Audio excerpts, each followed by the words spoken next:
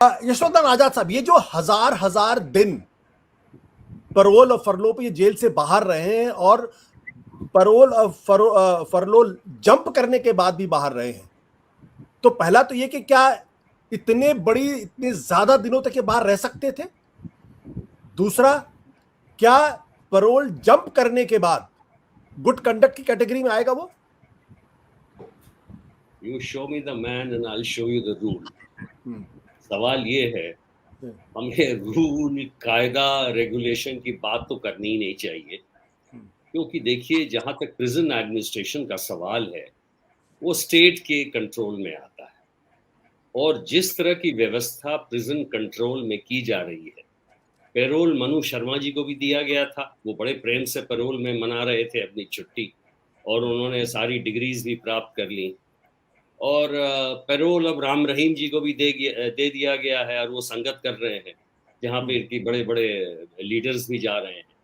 तो पैरोल की जो धज्जी उड़ाई है हम लोगों ने, नॉर्मली आप देखिए रेमिशन की बात तो 14 साल के बाद होती है, लेकिन एक रेपिस्ट और मर्डरर, उसको तत्काल पैरोल दे देना, लिहाजा लोगों की धारणा ये है कि जो हीनस क्राइम्स में है उन्हें किसी तरह का पैरोल रोल नहीं मिलना चाहिए, अनलेस एक्सटेन्युएटिंग सर्कमस्टेंसेस, कि भाई कोई शादी हो गई या कोई मर गया। लेकिन यहाँ पर अगर 14 साल में 3 साल अगर कोई गायब रहा है पैरोल में, फरलो में, तो जाहिर है वो गुड कंडक्ट में तो नहीं बल्कि हीनस कंडक्ट में ही आएगा।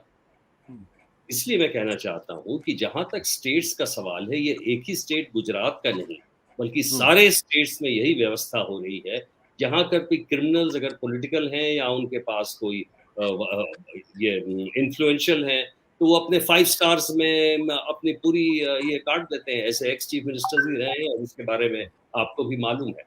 इसलिए मैं ये कहना चाहूँगा, आपने इस पूरी प्रक्रिया को पहले ही बता दिया था कि ये मानवता के नाम पर एक कलंक है।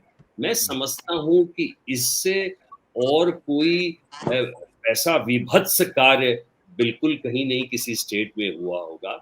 मैं समझता हूँ कि बिल्किस बानो एक वीरांगना है, वो भारतीय नारी की एक सही मूर्ति है, और मैं बता रहा हूँ जिस बहादुरी से अभी तक वो लड़ रही हैं, वाक़ई वो तारीफ़ काबिल है।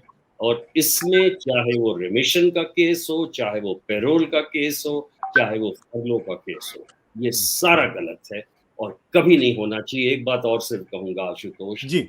ऐसा कुछ विदेश में होता तो सरकारें गिर जाती, लेकिन दुःख की बात ये है कि इस देश में ये जो वोट है, लोगों का वोट भी इन चीज़ों पे नहीं जाता है। लोगों के लिए ये आवश्यक नहीं है कि रेमिशन पे कौन गया, राम रहीम जी अब निकल के नाचेंगे, वो रेपिस्ट और मर्डरर, इससे कोई उनको मतलब नहीं है। उनको ये मतलब सिर्फ ये है कि डोल आउट सब्सिडीज़ क्या हमें मिलेंगी अगली सरकार में, उसी के आधार पर हम वोट देंगे। ये बड़े ही दुःख की बात है कि हमारी जी। प्रजातांत्रिक प्रणाली इस प्रकार की है। सत्य हिंदी का ऐप डाउनलोड करें गूगल प्ले स्टोर पर।